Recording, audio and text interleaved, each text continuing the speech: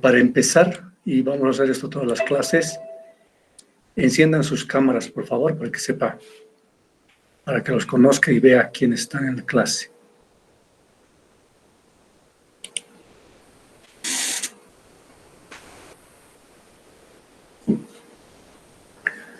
Buenos días, ¿me han escuchado?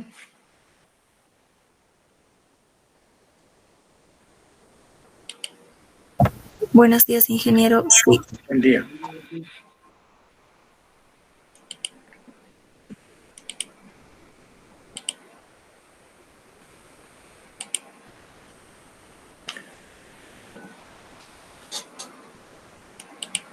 Ok. Vayan encendiendo sus cámaras, por favor, el resto. Voy a hacer una lista preliminar. Todavía no hay las listas oficiales de la carrera, pero este es el grupo B, ¿no? De M a la Z, ¿no? Cambiamos normalmente de paralelo. El anterior semestre yo estuve con el A a la L, ahora me toca el M a la B. Entonces, voy a hacer una lista preliminar, como les decía, porque la asistencia, como vamos a ver más adelante, se toma en cuenta la calificación. ¿Ya? A ver, tengo aquí algunos nombres que he ido anotando a medida que he ido entrando. Tambo Mamani Nieves Dayana, Murga Limachi Yamil, Ticona Pocuaca Roger, Condori Lima Sharon Melanie, Márquez, ¿cuál es su segundo apellido? Márquez Choque, ingeniero.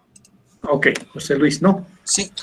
Ya, Valencia Quispe María, Mamani Paola Gabriela, Martínez Flores Alejandro David, Ramos Hurtado Camila, Patiño Nina Isaac Federico, Ticón Alcázar Jonathan. Hasta ahí llegué. Entonces necesito que el resto me dicte sus nombres, empezando por apellido paterno, materno y nombres, por favor.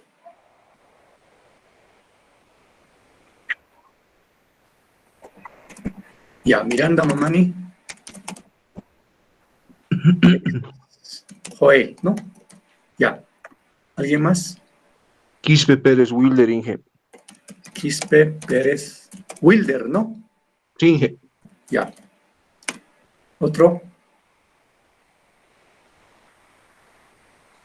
¿Alguien más? Torres Mamani Isabel Jacqueline. Ya, Torres. Mamani Isabel Jacqueline. Sí. Jacqueline se escribe con CK. Sí, con C.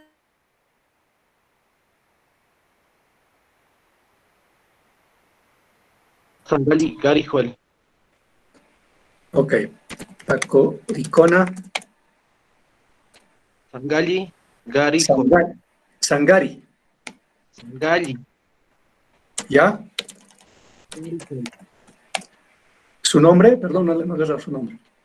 Gary Joel. Ah, Gary Joel. Ya. ¿Otro? Rodríguez Ayaviri Hilda. Ok.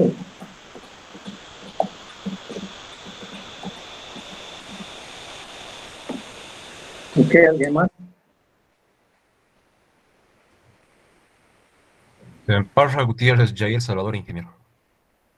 ¿Otra vez su apellido? Parra Gutiérrez Jair Salvador. Parra Gutiérrez. Jair Jair Salvador. Salvador. Ok. ¿Otro? Zárate Kisbert Omar Diego, Inge. Zárate Kisbert Omar Diego. Correcto, Inge. Ok. ¿Otro?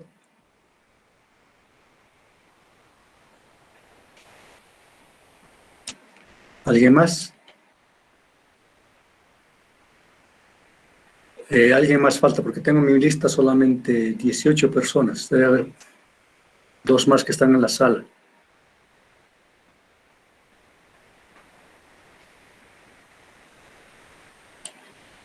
¿O está alguien con 2? Ya, ok. Por el momento esa va a ser la lista, entonces. Ya dije...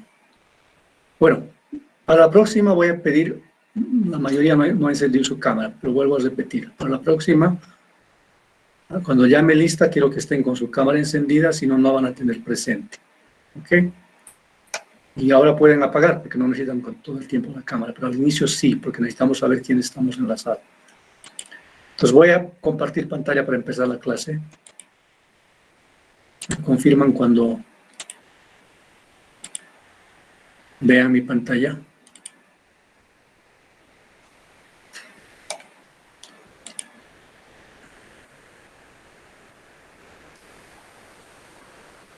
¿Ven mi pantalla? Sí, ingeniero. Ya. Ok, vamos a empezar con la forma de calificación. La forma de calificación es esta. Tenemos 2 exámenes parciales. El primer parcial vale 20%, el segundo también 20%. Tenemos una serie de prácticas que son normalmente prácticas personales que valen también 20%. ¿Ya? En total, ¿no es cierto? Todas las prácticas serán 5, serán 6, normalmente están entre ese número, 5 o 6 al semestre, es decir, más o menos uno cada 20 días, más o menos, no son prácticas de cada semana, sino cada 15, 20 días. Entonces tenemos 20% para esa totalidad de prácticas. La ayudantía vale 10%, no sé si han visto en el grupo, voy a pedir que vuelva a subir de todas maneras, pero en el grupo ya estaba el link para anotarse en el curso de ayudantía. 10% vale, asistencia 5%, y el examen final 25%, lo cual suma el 100%. Ahora, en Classroom, no sé si han visto, pero en Classroom debe estar, o está más bien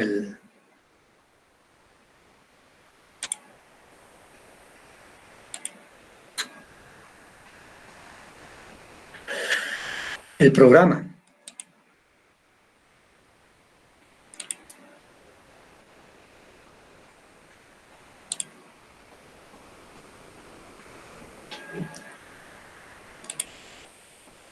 Ya, entonces, en Classroom, no sé si me confirman si lo pueden ver. Si entran en Classroom un rato.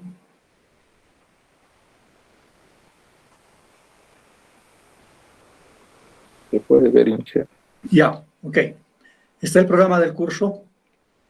Tenemos el capítulo 1, que vamos a empezar hoy, que es Introducción a la Estadística. Capítulo 2, Estadística Descriptiva. Capítulo 3, Elementos de Probabilidad. Aunque el curso se llama Probabilidad y Estadística, realmente debería llamarse Estadística para Ingenieros. ¿Ya? Ese es realmente el título del curso. Sin embargo, como vamos a ver más adelante, para sacar conclusiones, para hacer inferencias estadísticas, hace falta algunos elementos de probabilidad. Por eso el capítulo 3, Elementos de Probabilidad. Luego continuamos con el capítulo 4, Variables aleatorias y esperanza matemática. Capítulo 5, Variables aleatorias especiales. Capítulo 6, la distribución normal y aproximaciones a la normal. Capítulo 7, estimación de intervalos de confianza. Capítulo 8, pruebas de hipótesis. Y finalmente capítulo 9, regresión lineal. En esta misma hoja, como pueden ver, está la bibliografía. Son 4 textos que están aquí. Realmente usamos los 3 primeros, creo. Probabilidad estadística para ingenieros, segunda edición de Sheldon Ross. Este es el del año 90. Quizás haya otra edición más reciente. Si consiguen una edición más reciente, obviamente es válida. El segundo, Probabilidad y Estadística para Ingeniería y Ciencias de la Administración, de William Hines y Douglas Montgomery. Esta es la que tengo yo de 1990. No sé si hay otra edición más actualizada. Y tercero, la probabilidad y estadística para ingenieros, sexta edición, de Walpole y Mayer. Y esto es de 1999. También no sé si hay una versión más actualizada. Si la hay, excelente, no pueden usar. ¿Ya? Y la última, curso básico de estadística de Clark, que ese es un poco más antiguo. ¿Ya? Hay varios textos en el mercado local. No es difícil encontrar un libro de estadística, pero que sea preferentemente de estadística para ingenieros, ¿ya? Para ciencias o ingeniería, normalmente, porque hay estadística usamos todos, ¿no? Médicos, psicólogos, genetistas, incluso abogados, todos usan estadística. Entonces, trabajadores sociales, economistas, todos usamos estadística, ¿ya? Entonces, cualquier libro de estadística moderna, solamente que preferiblemente que sea de ingeniería, como estos, ¿no? Estos tres primeros son para ingenieros. Aquí también ya están las fechas de exámenes. El primer parcial es el 13 de septiembre, es decir, en un mes y medio aproximadamente. El segundo parcial es el 15 de noviembre, el examen final el 29 de noviembre y el segundo turno el 13 de diciembre, ¿ya? Porque tenemos que terminar el curso a principios de diciembre.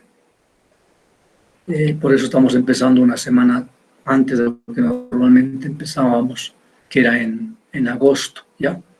Deberíamos haber pasado clases el martes, pero no tenía el link para poner las referencias del curso, o más bien del curso, y obviamente para contactarme con ustedes, ¿no? Pero bueno, ya estamos aquí, y esa es la forma de calificación, y ese es el programa del curso, ¿ya? ¿Alguien tiene alguna pregunta?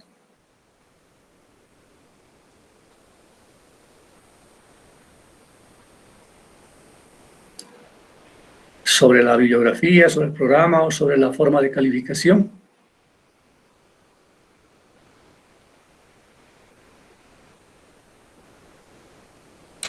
¿Nadie? Entonces empezamos con el capítulo 1, que es introducción, ¿ya?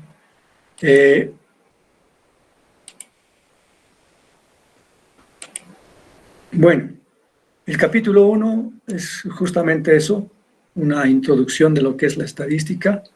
Empezamos con la definición de la estadística. En términos simples, podemos decir que la estadística es el arte de aprender a partir de datos, ¿ya? Normalmente, en todas las ciencias, ingeniería no es la excepción, ingeniería civil, los ingenieros civiles utilizamos datos, ¿ya? Datos de diferente tipo. Por ejemplo, datos de la resistencia del hormigón, datos de la resistencia a la tracción del fierro, datos del espesor de un pavimento en una carretera, datos de la precipitación pluvial que cae en un área para hacer el diseño de un sistema de drenaje para una carretera, etcétera, etcétera, etcétera. Entonces, esa es justamente la estadística, es el arte de aprender a partir de esos datos, y los ingenieros justamente, como usamos datos, necesitamos aprender y finalmente sacar conclusiones a partir de esos datos. La estadística tiene que ver con la recolección de datos. A veces esos datos ya existen, a veces no. Entonces hay que recolectarlos. Su descripción posterior, una vez que tenemos los datos, hay que describirlos, hay que analizarlos y finalmente todo este análisis nos lleva a obtener conclusiones, que es al final lo que el ingeniero quiere hacer, ¿no? Tomar una conclusión, no solamente tener los datos, sacar promedio, etcétera, y bueno, sino sacar una conclusión, ¿ya? Entonces, eso es justamente de lo que se trata esta ciencia, que es la estadística. Se divide la estadística en dos partes. Una parte que es la estadística descriptiva, la primera parte, y la segunda que es la de estadística inferencial. Entonces, enseguida vamos a ver en qué consiste cada una de estas dos partes. ¿Ya? Como ya dijimos, la estadística es el arte de aprender a partir de datos, por lo tanto necesitamos esos datos, ¿no es cierto? En algunas situaciones, un análisis estadístico empieza con un conjunto de datos ya disponibles, ¿ya? Que uno va y recolecta de algún sitio. Por ejemplo, en ingeniería, los que están en el tema de hidráulica utilizan datos de la precipitación, ¿ya? La precipitación pluvial que cae en un área porque necesitan hacer el diseño de una presa o necesitan hacer el sistema de drenaje para una carretera para saber qué dimensiones deben tener las alcantarillas, qué dimensiones deben tener las cunetas a lo largo de la carretera. Entonces necesitamos saber qué cantidad de agua cae sobre un área, una superficie en la cual está emplazada la carretera, ¿ya? Entonces para eso utilizamos datos de la precipitación pluvial. Y esa información normalmente ya está disponible en el Servicio Nacional de Meteorología e Hidrología de Bolivia, ¿ya? Entonces uno puede ir ahí, pedir esa información del área que le interesa y tendrá una serie de datos ya disponibles para su análisis. En otros casos podemos ir, por ejemplo, al INE, al Instituto Nacional de Estadística, porque queremos hacer un análisis para algún objetivo del crecimiento de la economía del país o de la región. Entonces utilizamos información del Producto Interno Bruto, el PIB. Esa información, como ya dije, está también disponible del Instituto Nacional de Estadística. Entonces uno lo que hará, irá al instituto y pedirá esa información y ya tiene los datos para hacer su análisis, ¿no? Entonces, una vez que tiene el ingeniero esa información que necesita, luego utiliza la estadística para describir, resumir y analizar esos datos, ¿no? Se tiene que describir en qué consisten los datos,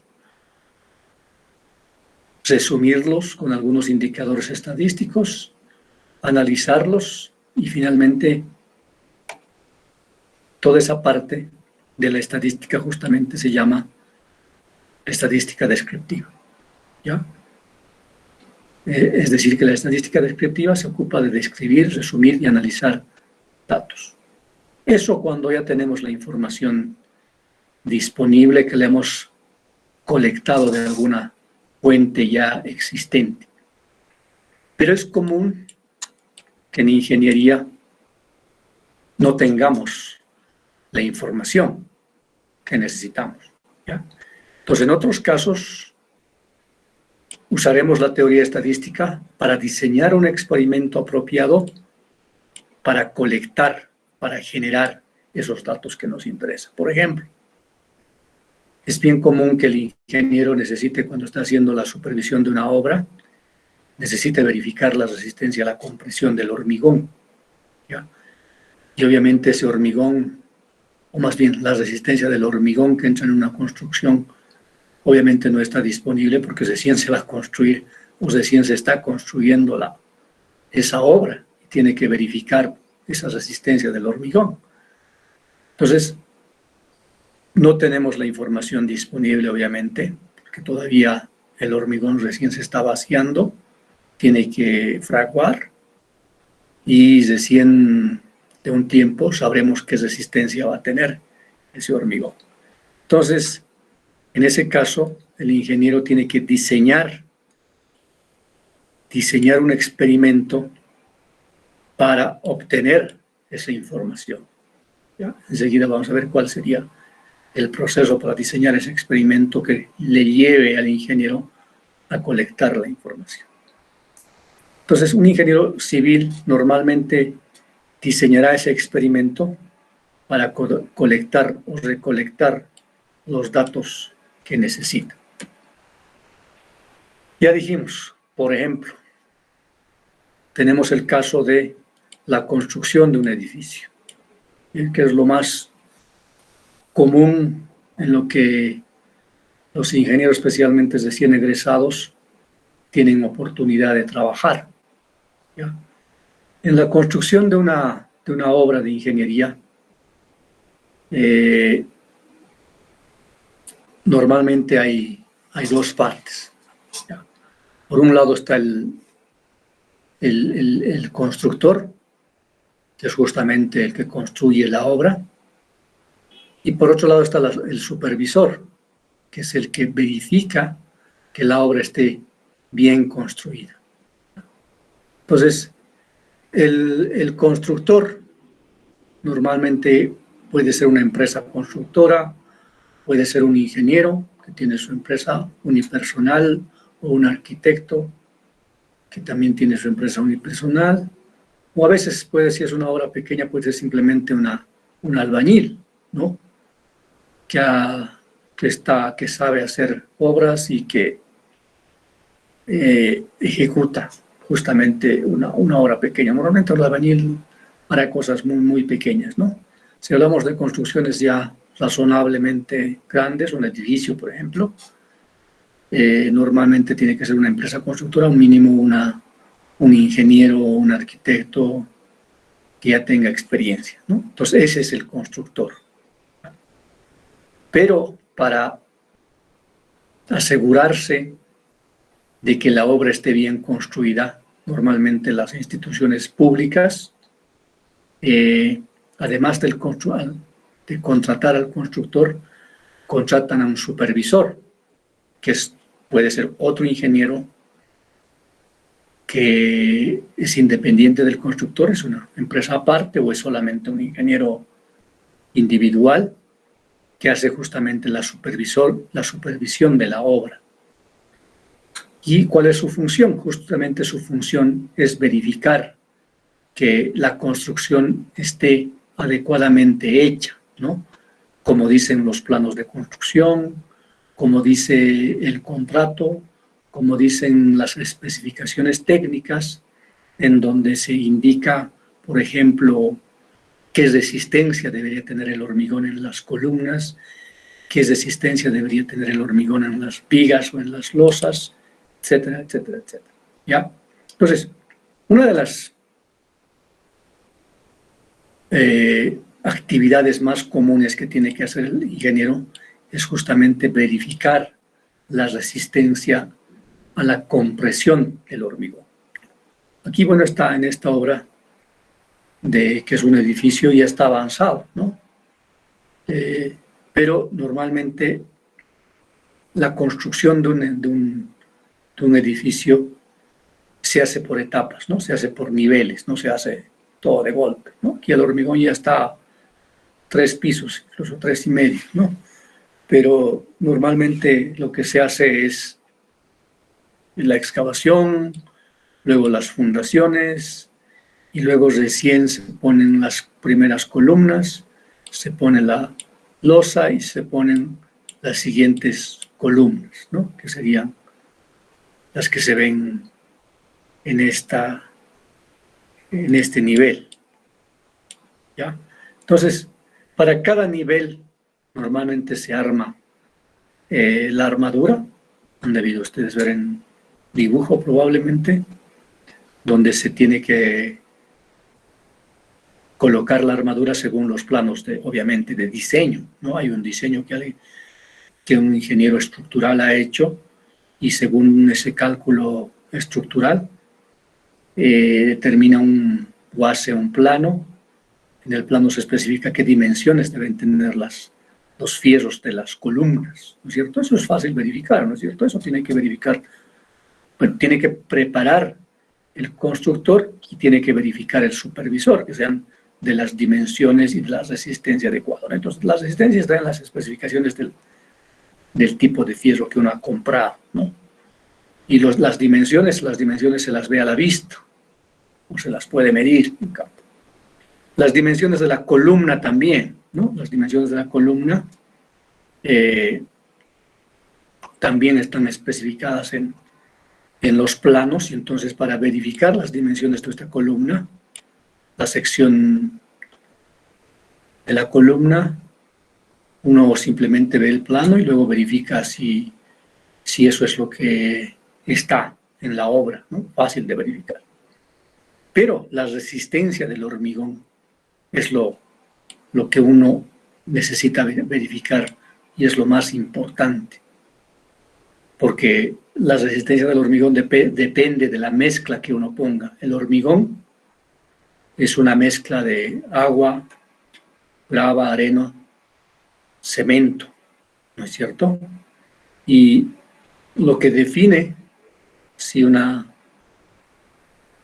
columna va a tener mayor o menor resistencia, si el hormigón de una columna va a tener menor o mayor resistencia, es justamente esa mezcla, ¿no? Principalmente la cantidad de cemento que se ponga en la obra, ¿no? Y el cemento es, aparte del fierro, lo más caro en una construcción. Entonces, lo que tenemos que hacer los ingenieros es verificar si la resistencia del hormigón es adecuada o no, y si está o no de acuerdo a lo que dice el contrato, de acuerdo a lo que dicen las especificaciones técnicas, ¿ya? Entonces, esa es una primera verificación que necesitamos hacer en una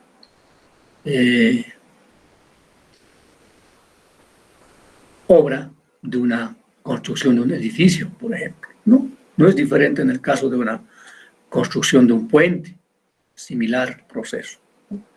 Solo que tiene diferentes partes el puente, ¿no? Entonces, para tener o para verificar esa resistencia del hormigón, obviamente tengo que tener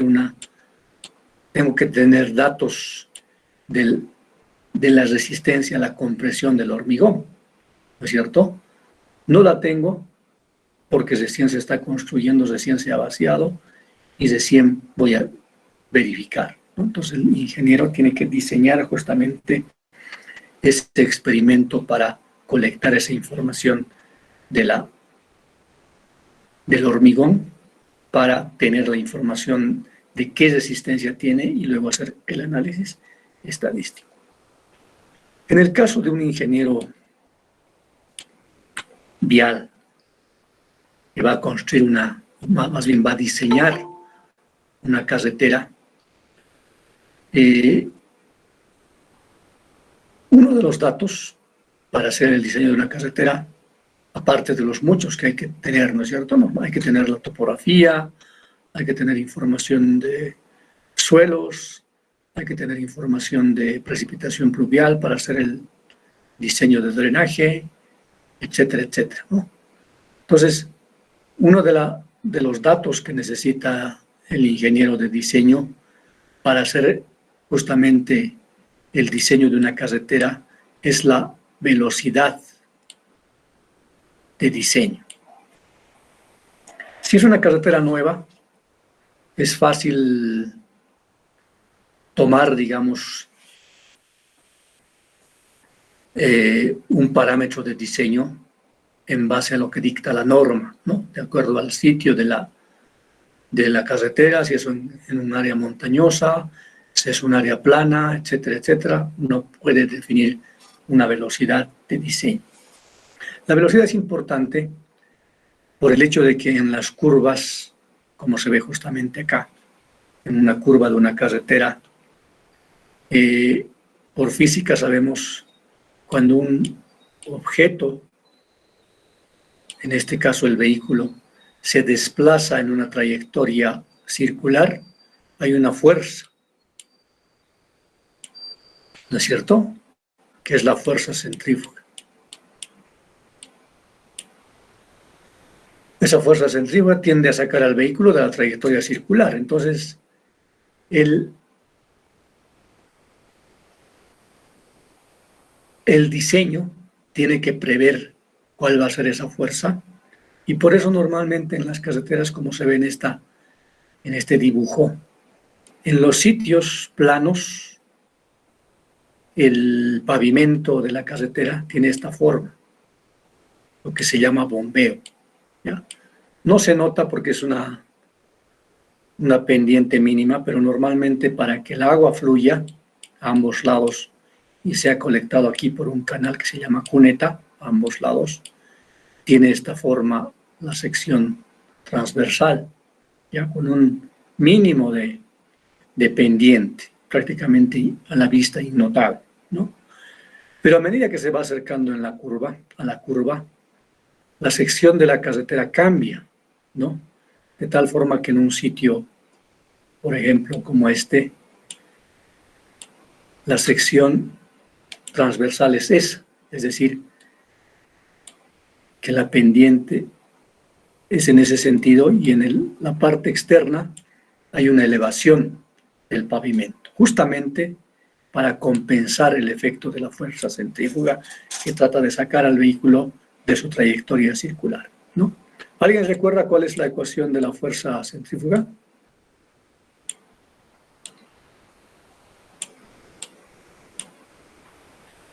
Es igual a masa por aceleración centrípeta, ¿no es cierto? ¿Y la aceleración centrípeta qué es igual?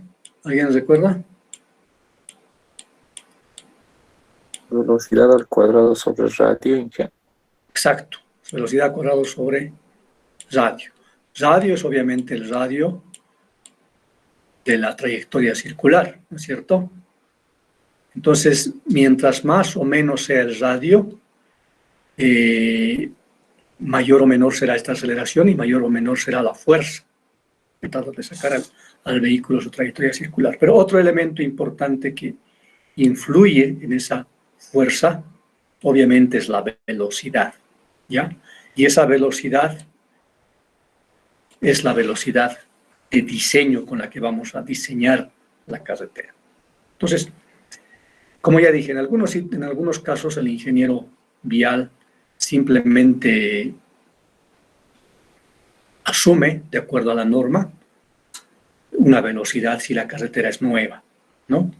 Pero si existe la carretera, especialmente en áreas más planas, y hay que hacer un mejoramiento o una ampliación de la carretera o hay que hacer la pavimentación de la carretera, es necesario tener información de la velocidad con la que transitan los vehículos. Por ejemplo, recién, hace algunos años, se ha hecho la ampliación de la autopista La Paz del Alto, ¿no? La autopista ya existía, tenía 2 carriles y el diseño consistía, o el rediseño consistía en ampliar a 3 carriles, ¿no? Entonces, para hacer ese rediseño, el ingeniero necesita una velocidad de diseño. Y la velocidad, en este caso, puede ser variable en diferentes sitios de la autopista, pero como ya existe la autopista, lo que el ingeniero seguramente ha hecho es hacer la medición de la velocidad de los vehículos, porque esa autopista ya existe. Solamente hay que hacer un rediseño. Entonces, para justamente hacer el diseño necesitamos justamente eso, la velocidad de diseño. Como ya existe la velocidad, como ya existe la carretera, lo más correcto sería hacer una medición de las velocidades para determinar justamente cuál es la velocidad de los vehículos con lo cual el ingeniero puede hacer su diseño geométrico.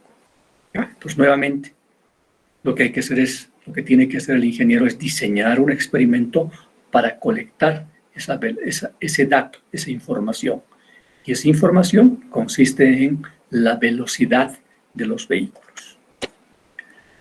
Entonces, en el caso de la resistencia a la compresión del hormigón, eso que decimos diseñar un experimento para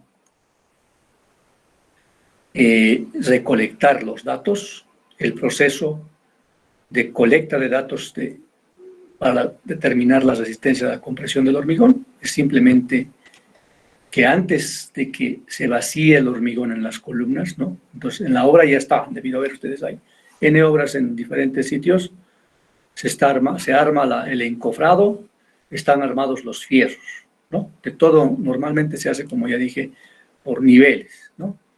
Todos han debido ver en algún momento. Entonces, vamos a construir el primer nivel. Esta serie de columnas. Entonces, se arma el encofrado de todas las columnas de ese primer nivel y se ponen los fierros, se pone el encofrado y está listo para hacer el vaciado del hormigón. Lo único que falta es el hormigón, ¿no? Entonces, lo que pasa es que el día de que se va a hacer el vaciado, el constructor normalmente llama al supervisor. Como ya dijimos, hay dos partes normalmente. Está el constructor y está el supervisor. Entonces, el constructor, quien está a cargo de la obra, a quien le pagan por hacer correctamente la obra, obviamente tiene que cumplir las especificaciones técnicas y en este caso tiene que cumplir que el valor que dice las especificaciones técnicas sobre la resistencia a la compresión del hormigón en las columnas. Seguramente dirá en algún lugar del contrato, en las especificaciones técnicas dirán las columnas del edificio deben tener una resistencia mínima de 200, newtons por centímetro cuadrado, por ejemplo, o 2.000 libras por pulgada cuadrada, dependiendo de la unidad que estén usando, ¿ya? Entonces, eso hay que verificar, si realmente el hormigón va a tener esas 2.000 libras por pulgada cuadrada o 200 kilogramos fuerza por centímetro cuadrado, por ejemplo, ¿ya? Entonces, es imposible que yo pueda verificar esa resistencia antes de que se vacíe el hormigón, porque el hormigón está fresco, ¿no es cierto? Normalmente en las obras de edificios, ni siquiera necesitan ser edificios grandes. Lo que se hace hoy en día es llamar a estas empresas que proveen hormigón, Ready Mix, por ejemplo, han debido ver las hormigoneras, esos camiones grandes con hormigón en las calles, y les dicen, necesito el hormigón con estas características, con esta dosificación, para que me dé esta resistencia. Entonces viene la hormigonera, se pone delante de la obra, todo está listo, ¿no? Los encofrados están listos, los fierros están listos, solo falta vaciar el hormigón, ¿no?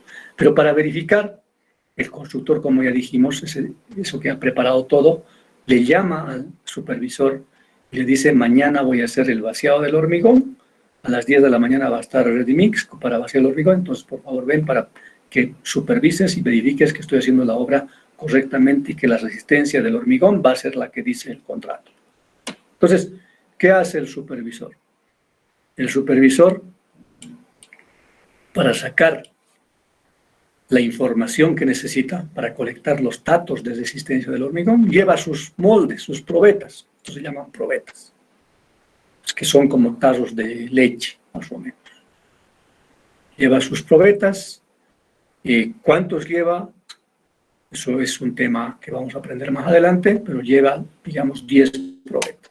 Entonces, antes de que se haga el vaciado del hormigón que está en la hormigonera al encofrado que está listo, se pide que se saque un poquito del hormigón y se pone en estas probetas. Se llenan las probetas con hormigón, como se ve aquí.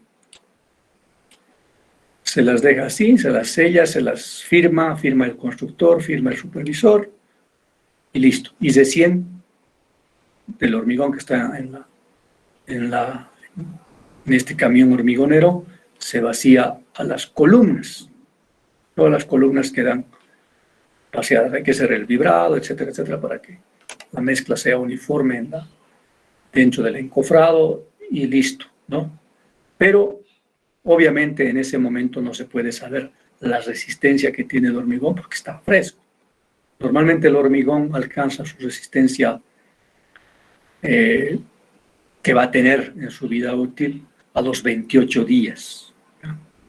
Entonces, por eso ese día simplemente se ha vaciado los moldes, las probetas, y se lo deja. Hay que esperar los 28 días. Entonces, ¿qué se hace a partir de los 28 días? ¿No? O antes de los 28 días. Simplemente se espera para que fragúe el hormigón. Fraguar es el término técnico correcto, es secar. Es que seque el hormigón, eso quiere decir fraguar.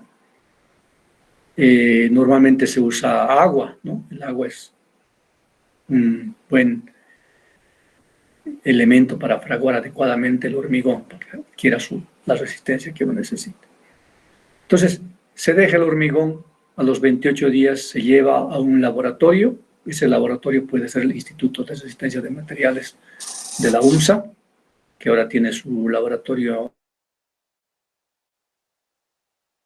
con el equipo que se tiene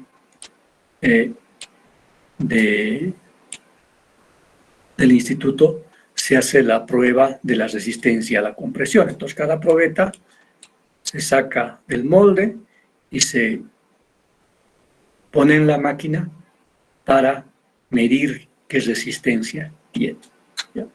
Aquí hay un ejemplo de una tabla de datos justamente de diferentes probetas, ¿no?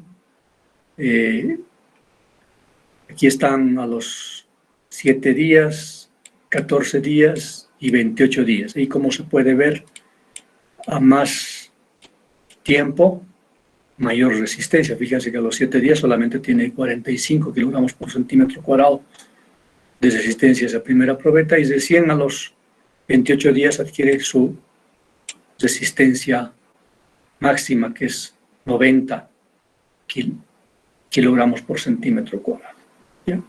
Aquí está una muestra de la dosificación y qué resistencia adquiere en base a la cantidad de dosificación. Se puede ver aquí para un mismo volumen de cemento. O sea, mientras se usa el mismo volumen de cemento, pero se baja el resto, agua, arena, cascajo, obviamente la resistencia del hormigón va incrementándose. Es decir, lo que hace que el hormigón sea más resistente es el cemento. Va a poner un exceso de cemento a su obra. ¿Por qué? Porque gastaría más y estaría ganando menos, ¿no? Entonces, el constructor va a poner lo mínimo necesario para alcanzar la resistencia que dice su contrato.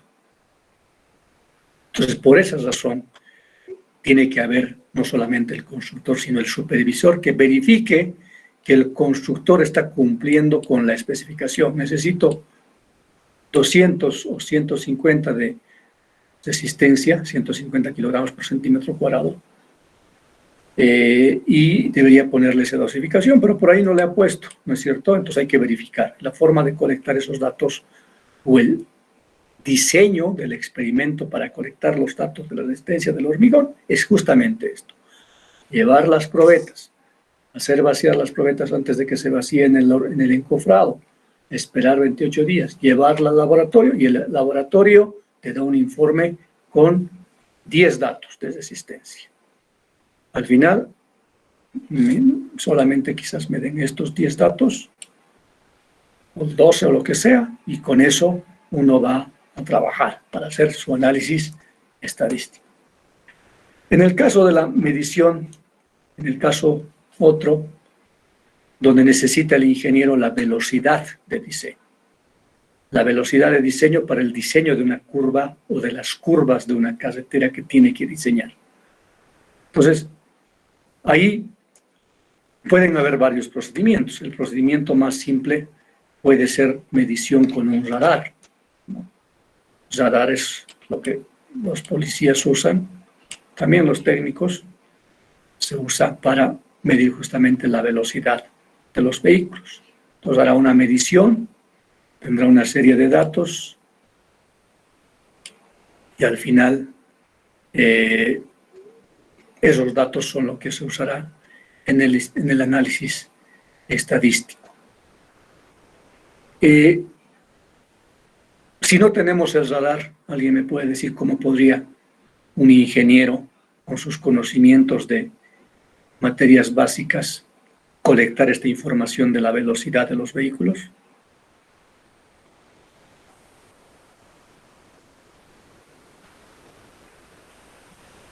Ingeniero, ¿podría,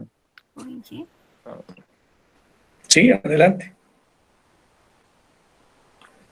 podría, buenos días, ingeniero, una opción sería tomar una distancia específica y medirla con un cronómetro? ¿Cuánto tarda en recorrer esa distancia ya medida, se puede decir? Sí, exacto, ¿no? Medimos en el pavimento una distancia con una wincha, qué sé yo, 100 metros, 200 metros, 50 metros, o lo que sea adecuado. Ponemos una persona en el primer punto, otra persona en el segundo punto con los relojes o con cronómetros sincronizados, y cada persona anota la placa del vehículo y el tiempo de paso, ¿no? Lo llevamos a Excel emparejamos placas y de la diferencia de tiempos determinamos el tiempo de viaje, y como conocemos la distancia, podemos determinar la velocidad media en ese tramo de cada vehículo, ¿no? Entonces, ese sería el experimento que el ingeniero necesita diseñar para colectar esta serie de datos, ¿no? Los datos que le van a permitir analizar justamente la información de la velocidad. Entonces, fíjense que un ingeniero necesita diseñar un experimento para su objetivo, al final, ¿no? El diseño de una carretera, la verificación de la resistencia a la compresión del hormigón, es decir, de que la obra gruesa de una obra, de un edificio, esté adecuadamente construida, ¿no? U otro caso puede ser un ingeniero hidráulico que necesita hacer el diseño del sistema de drenaje, alcantarillas y cunetas, por ejemplo. Entonces, el canal que va a los costados de estos son, realmente. El canal que va a los costados de la obra se llama cuneta, ¿no? Y la cuneta no es simplemente un canal, pongámosle 10 por 10 o 20 por 20, sino que se diseña dependiendo del área.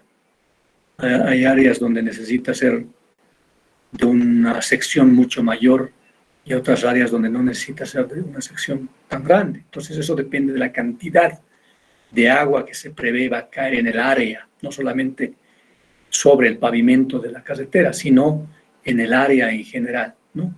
Por ejemplo, si aquí tengo un talud, ¿no es cierto? Esta agua va a caer, la precipitación que caiga aquí va a hacer que el agua caiga al lado de la carretera, y esa agua, para que no dañe el pavimento, tiene que ser drenada a partir o con base a una cuneta o un sistema de drenaje. Entonces necesitamos, en algunos casos, el ingeniero hidráulico, no en algunos casos, siempre necesita el ingeniero hidráulico, mediciones de la precipitación, ¿ya? Como ya dije, la precipitación a veces puede conseguirse del Instituto Nacional de Estadística, o si no, puede utilizar el ingeniero un pluviómetro, ¿no? Un pluviómetro es este equipo que justamente permite hacer la medición. Se deja ahí un tiempo, obviamente, un tiempo en época de lluvia, y la cantidad de agua que caiga finalmente se mide en milímetros, ¿no? Normalmente la precipitación está dada en milímetros, y aquí está la definición de lo que es un milímetro. Es un milímetro de altura en un área de 1 metro por 1 metro, es decir, 1 metro cuadrado, ¿ya? Esa es la unidad de medición de la precipitación. Entonces, este ingeniero puede, si es que no hay datos de precipitación en esa área, utilizar un pluviómetro para hacer la medición de la precipitación, y con base a eso, estimar la cantidad de agua que va a haber en esa área, y hacer el diseño justamente de cunetas y del sistema de drenaje en general.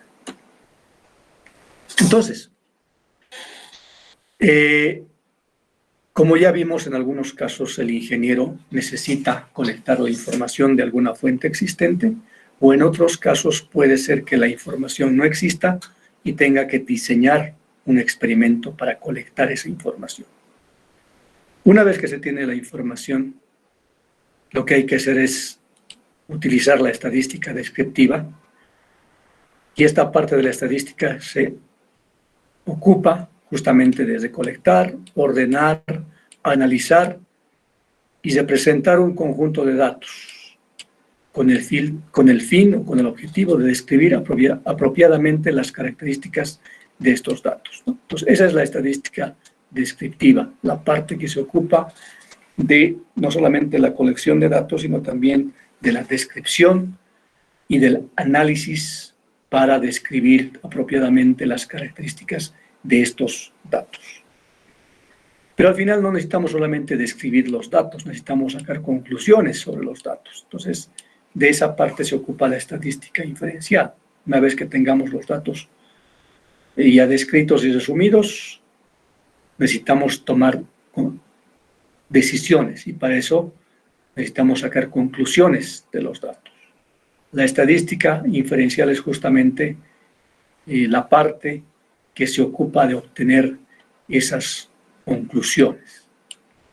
Entonces, nosotros en la primera parte, en los primeros capítulos, vamos a ver la estadística descriptiva, la forma de resumir y describir estos datos, y en la parte final vamos a ver la estadística inferencial para saber cómo sacamos conclusiones a partir de esos datos. Como ya dijimos, el curso tiene este elemento de probabilidad, porque muchos datos necesitan o tienen un comportamiento aleatorio, es decir, al azar, ¿ya? Y eso es común, ¿no? Por ejemplo, en la construcción de un edificio, ¿ya? A ver, voy a borrar esto.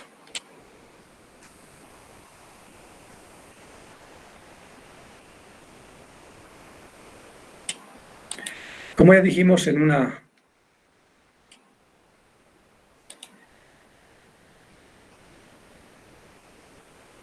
obra de ingeniería pueden haber, normalmente hay, especialmente si es una obra de importancia, de envergadura, hay dos partes. Por una parte está el constructor y por otra parte está el supervisor, ¿ya? El constructor hace eso, construye, pero construye con base a un contrato, con base a un documento grueso que se llaman especificaciones técnicas. Las especificaciones técnicas son como una receta de cada elemento de la obra, ¿no? Por ejemplo, en las columnas, para la construcción de las columnas, dirá una sección que dice columnas. Las columnas serán construidas de acuerdo a las dimensiones del diseño establecido en los planos estructurales de la edificación. La armadura debe ser de tal resistencia, es decir, los fierros deben ser de tal resistencia, y la cantidad de armadura debe ser consistente con el diseño establecido en los planos estructurales. El hormigón de las columnas debe ser de una resistencia de 2000 libras por pulgada cuadrada. Entonces, eso indica el contrato.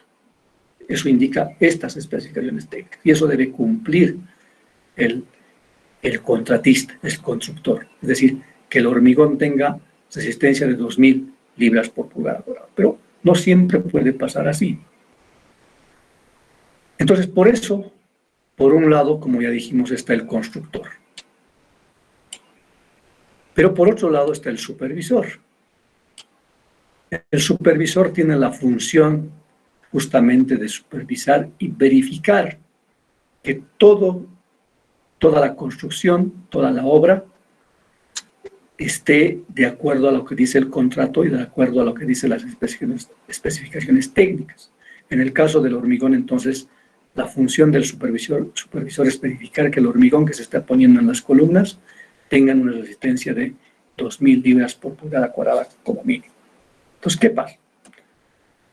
El día de la obra, el supervisor lleva sus probetas, espera 28 días, lleva al laboratorio, el laboratorio le da un informe con los datos estos de la resistencia a la compresión del hormigón a los 28 días. ¿Ya? Olvidémonos de estos números, estamos hablando de 2.000 libras por pulgada cuadrada, que es lo que necesita. Entonces, lo más común, el ingeniero no ha llevado estadística todavía, entonces va a sacar el promedio, ¿ya? Y digamos que el promedio le da 1999.6 libras por pulgada cuadrada. Con esos 12 datos que ha sacado o que le ha dado el informe del laboratorio del Instituto de Materiales sobre la resistencia del hormigón que ha llevado, de las probetas que ha llevado. Entonces, ¿qué dice el supervisor? Dice el supervisor al constructor, le dice, aquí tengo el informe del Instituto de Ensayo de Materiales de la UMSA, que es reconocida. He sacado el promedio y me sale 1999.6, es decir, que no llega la resistencia a 2.000 libras por pulgada cuadrada, entonces no te voy a pagar y tienes que demoler la obra porque es mi responsabilidad. Si se cae, pago yo y no te puedo pagar porque no has cumplido la obra. Entonces el constructor dice, mira, yo he sacado también, tú has visto, y eso probablemente ha pasado, el mismo día del vaciado del hormigón en las columnas, el constructor también ha llevado sus propias probetas. Ha llevado 10 probetas. Antes que vacíe también ha hecho llenar sus probetas, ha hecho que firme el supervisor sus probetas y ha llevado al mismo laboratorio del Instituto de Ensayo de Materiales de la UMSA y le han dado un informe similar. No igual, pero similar. Y él saca también su promedio y ocurre que su promedio sale 2000.2.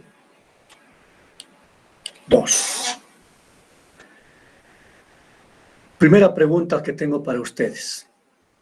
¿Es posible esto o no es posible?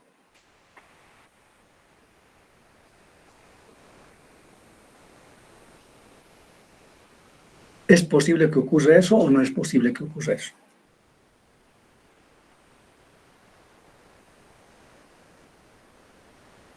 ¿Alguien tiene alguna opinión? ¿Sí o no? Que tal vez puede ser que ocurra por, no sé, por diferentes factores que son imposibles de evitar, digamos, como la humedad, que no son factores que al momento tal vez no se toman en cuenta y varía en una muestra que toma el supervisor y en la otra que tomó el constructor, y por eso salen valores relativamente cercanos, se puede decir. Okay, ¿Es posible, ¿sí? Inge? Sí, correcto, está bien, buenas respuestas. Es posible, porque la muestra no es totalmente uniforme, ¿no es cierto? Es decir, el hormigón es una mezcla de cemento, arena, ripio y agua, pero no es una mezcla totalmente uniforme. En una probeta puede haber un poquito más de arena o ripio o de cemento, ya sé que eso es un poquito diferente que ahora. Esto, que la resistencia que saca como promedio de sus 10 datos el constructor sea diferente a lo que sale de lo que ha sacado el supervisor. Y probablemente puede haber un tercero aquí. Y ocurre eso en las instituciones públicas, por ejemplo, cuando licitan obras de gran magnitud, no solamente hay un constructor y un supervisor, sino también hay un fiscal de obra, y ese fiscal es el mismo dueño de la obra, digamos, el representante de la institución pública, ¿no? Qué sé yo, ABC, Ministerio de salud, no sé, quien esté construyendo la obra. ¿Ya? Y ese fiscal puede también haber hecho sacar sus mismas probetas, sus propias probetas, y ese fiscal puede sacar un valor ligeramente diferente, no sé, 2000.1, por decir. ¿Ya? Y entonces, ¿qué está pasando? ¿No? Lo que pasa es que estamos hablando de todas las columnas de este nivel, ¿no es cierto? De este primer nivel. Estamos hablando de todas las columnas de este primer nivel. Obviamente, al sacar la muestra, las probetitas, no estamos sacando ni el 10% del hormigón que entra, el volumen de hormigón que entra en esas columnas, ni quizá ni el 1%. Estamos sacando un puntito de lo que debería entrar en esta columna, un puntito de lo que debería entrar en esta columna, etc. Sacó un puntito. Entonces, y eso ocurre en todas los casos, ¿no? Quizás más fácil de entender en el caso de la velocidad de los vehículos. Si esta es la autopista, voy a medir solamente para que no sea diferente a los radiotaxis. Uso mi radar que me he prestado del Instituto del Transporte o de Tránsito, mido un vehículo, su velocidad es 78 kilómetros por hora.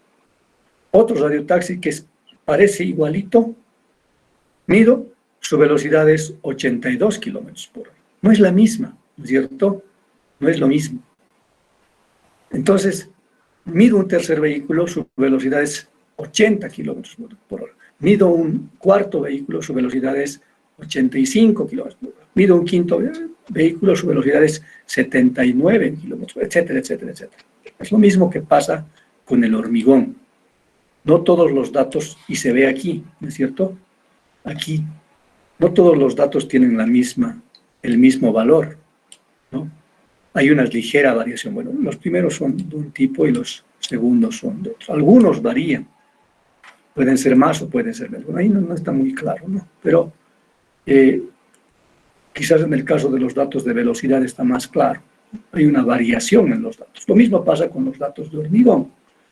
¿Por qué? Porque no estoy tomando en cuenta algo que vamos a ver más adelante, el elemento que es población. ¿Cuál sería la población del hormigón si estoy hablando de las columnas del primer nivel? Serían todas las columnas absolutamente, ¿no? Todo el volumen de hormigón que entra en las columnas. Pero yo estoy tomando solo un pedacito de eso. A ese pedacito le llamamos muestra. ¿Ya? Entonces, debido a que es solamente una muestra, puede haber una diferencia entre uno y otro dato. Y es justamente eso que hace que ocurra este elemento. Algunos tienen una menor resistencia, otros tienen otra mayor resistencia, y otros tienen todavía mayor resistencia, y pocos tienen una muy alta resistencia. La mayor cantidad de resistencia está en el medio. Entonces, ese elemento de variación de los datos hace que las variables con las que estamos tratando los ingenieros se llamen variables aleatorias. Aleatoria significa al azar. Variable aleatoria es lo que usamos los ingenieros. Entonces, justamente para tomar ese elemento de que los datos no son constantes, sino son variables aleatorias, utilizamos lo que se llama modelos de probabilidad. ¿Ya? Entonces, a esta serie de variación de datos voy a yo representar con un modelo que es una curva de variación. Entonces, por eso entra el elemento de probabilidad en estadística, en toma de decisiones estadísticas. ¿Ya? Entonces, a cómo varían estos datos, cómo yo voy a suponer que estos datos varían, con qué modelo matemático, a ese modelo le llamo modelo de probabilidad de los datos. Y ese modelo de probabilidad es el que tengo que asumir para recién tomar una decisión, porque estoy viendo aquí que los datos no son constantes, sino son variables, ¿no? Entonces no puedo decir que 1999.6 es correcto. Cuando decíamos que el supervisor dice que no te voy a pagar al constructor porque yo saqué una resistencia de 1999.6, el constructor le dirá con toda razón, yo he sacado también mis probetas, has firmado tú mis probetas, he llevado al mismo laboratorio y aquí están mis datos, puedes verificar, ahí me sale 2000.2 libras por pulgada cuadrada y estoy cumpliendo las especificaciones y tienes que pagar. Y el fiscal dirá, yo tengo 2000.1. ¿Cuál es el que vale? La respuesta es probablemente todos, o probablemente solo uno, probablemente solo dos, o probablemente ninguno. ¿Ya?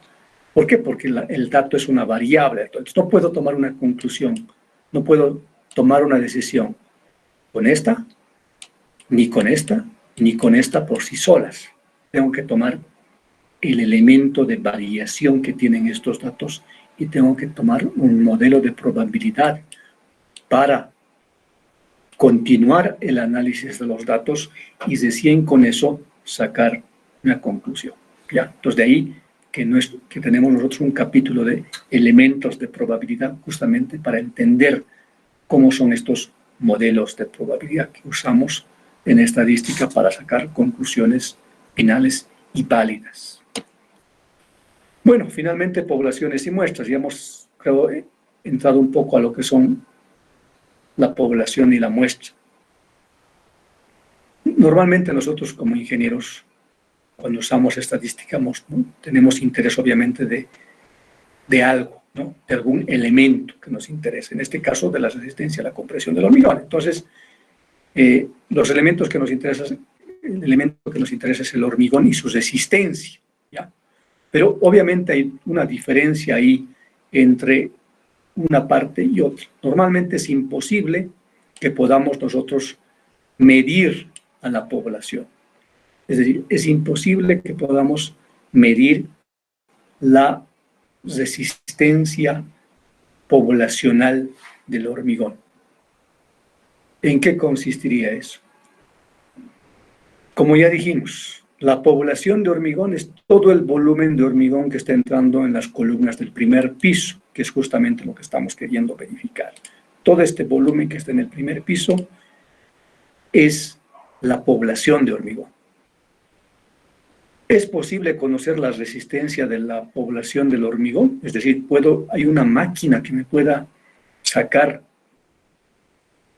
la resistencia de todo el volumen de ese hormigón al mismo tiempo, ni siquiera columna por columna, tiene que ser de todo, ¿no es cierto?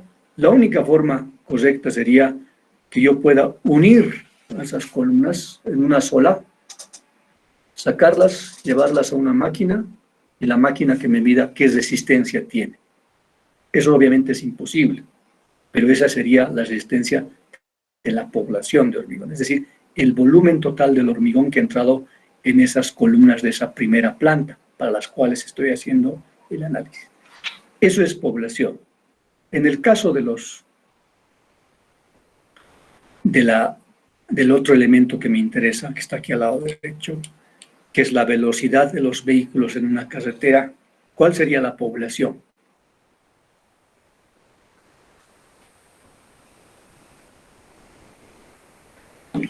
¿Cuál sería la población en el caso de los vehículos en una carretera, de la velocidad de los vehículos en una carretera?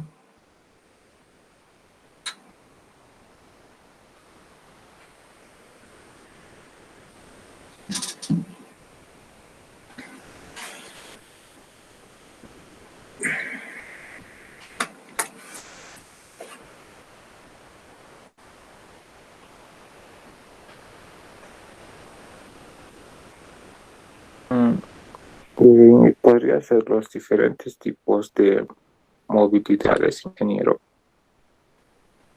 Aquí está la definición de población. La colección total de elementos, ¿no? Como ya dijimos, la colección total de elementos en el caso de la obra, de la cual queremos verificar la resistencia a la compresión del hormigón, de las columnas sería todas las columnas, todo el volumen de hormigón en las columnas. En el caso de los vehículos, en una carretera, sería la velocidad de todos los vehículos, todos los días, todas las semanas, todos los meses, todos los años. Eso sería la población de los vehículos. Es decir, medición de la velocidad de absolutamente cada vehículo que pasa cada hora, cada día, cada mes, cada año y así hasta el infinito. De todos los vehículos. Esa es la población. Es decir, todos los vehículos que pasan por esa carretera es la población de la cual tendríamos que medir la velocidad. Y eso es imposible, ¿no es cierto? Entonces, por eso nosotros en estadística y como ingenieros sabemos que no podemos medir a toda la colección de los elementos que nos interesan, que es la población. No podemos medirla. En el caso de la precipitación pluvial sería la caída de la lluvia de cada día, cada mes, cada año, de todos los años que existen en un área, o todos los años de un área, en un área. Y eso es imposible, si no, nunca voy a hacer el diseño, ¿no? Entonces, por eso tenemos que medir de un subgrupo de esa población, de un subgrupo de elementos. A este subgrupo se le llama muestra. Pues la muestra es lo que hemos sacado.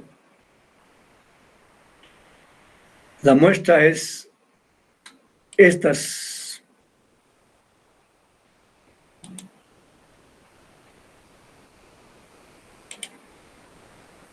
estos datos que vienen de estas probetas. Y la muestra, los datos de la muestra son estos. Y con eso tengo que hacer el análisis, ¿no? Entonces he diseñado un experimento para sacar una muestra. Lo mismo de los vehículos. No puedo medir la velocidad de todos los vehículos que pasan por esta carretera. He sacado esta muestra. Aquí tengo estas dos columnas que son 60 datos, 30 en la primera, otros 30 en la segunda. 60 datos son mi muestra, son 60 datos de velocidad, de 60 vehículos obviamente, que es la muestra de los vehículos que pasan por este tramo de carretera. Con esos datos tengo que trabajar. La población es la cantidad total de vehículos que pasan por ese tramo de carretera, todas las horas, todos los días, todos los meses, todos los años. Y eso no puedo tener. Entonces solo he sacado 60 datos de 60 vehículos que he escogido aleatoriamente. ¿Ya? Entonces, esa es la diferencia entre población, que es la cantidad total de elementos que me interesa. En cambio, muestra es un subconjunto o un subgrupo o una proporción de esta población, de las cuales puedo medir la información que me interesa. Esa es la muestra. Ok, ese es el capítulo introductorio, ¿no? Hemos aprendido lo que es población, lo que es muestra y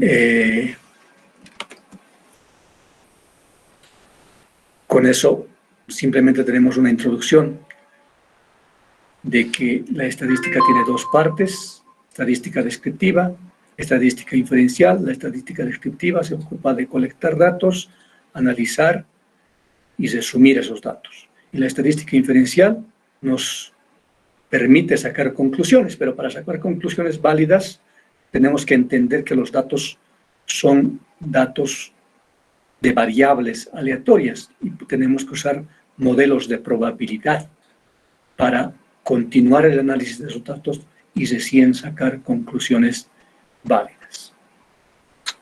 Ok, hasta ahí llegamos en este capítulo. Estamos a 9 minutos del fin de la clase. No creo que haya tiempo para empezar el capítulo 2. Lo vamos a hacer la próxima clase. Si alguien tiene alguna pregunta sobre este capítulo, puede hacerlo en este momento.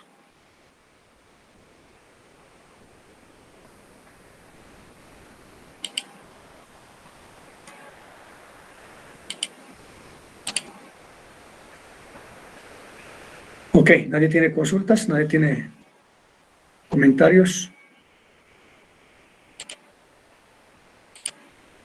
Bueno, entonces Ahí y el día martes, 10:30, nos podemos juntar. Algo importante que me he olvidado mencionar, donde he mencionado la evaluación, todas las evaluaciones son presenciales, ¿ya? No hay evaluaciones en línea. Entonces los exámenes son presenciales, ¿no? Incluso vamos a ver quizás ya de aquí a un mes, próximo mes, ya las clases sean presenciales, ¿no? Eso todavía está por verse. Deberíamos empezar la clase presencial. Y si es que hay menos de 30 alumnos, como estoy viendo ahora, probablemente ya volvamos más antes a las clases presenciales, ¿ya? Pero el examen sí o sí es presencial. Y dependiendo cuántos alumnos más haya en la siguiente clase, vamos a ver si volvemos a clases presenciales. Si no, una vez que decida la carrera, con el número de alumnos que sea, volveremos en algún momento a las clases presenciales, ¿ya? Entonces nos vemos el día martes, que tengan buen día. Hasta luego. Hasta luego. Hasta luego. Hasta el Hasta luego. martes. Hasta el martes.